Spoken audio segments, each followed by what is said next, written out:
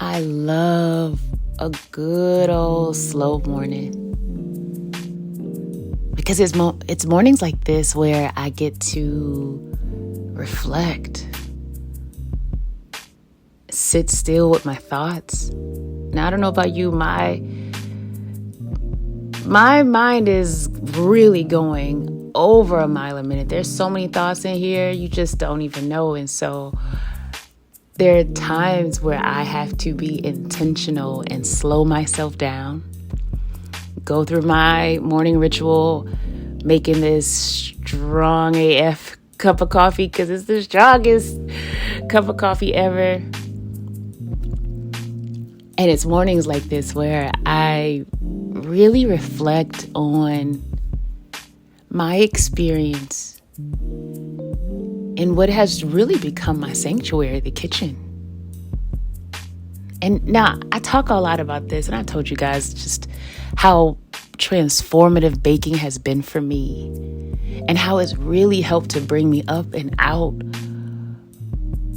of some really dark, sticky moments, right?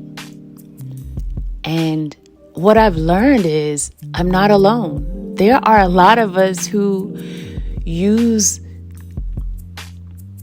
baking as a way to almost in a meditative way. There are those of us who have really found the power that baking can do in this sweet, therapeutic way.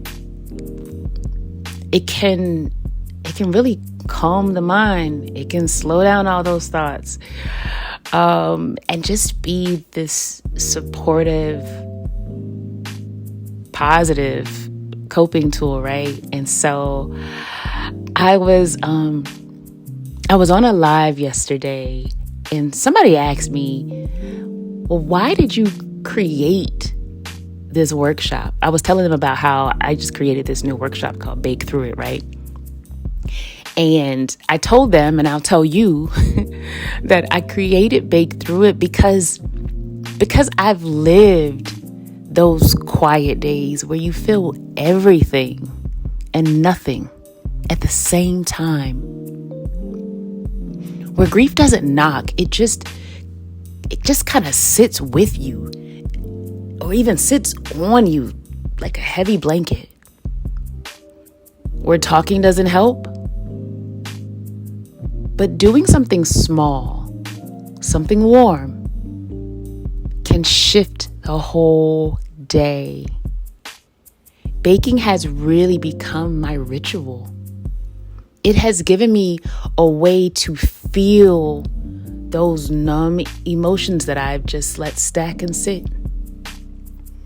It's given me a chance to remember who I am and where I came from. And most of all, it's given me the courage and the strength to keep going, because there have been some dark days when I wanted to give all the way up. I built this workshop for folks like me who are carrying a lot, especially the ones who feel unseen, the caretakers, the ones who hold space for others but don't always get it for themselves. If that's you, I'd love to hold this space with you.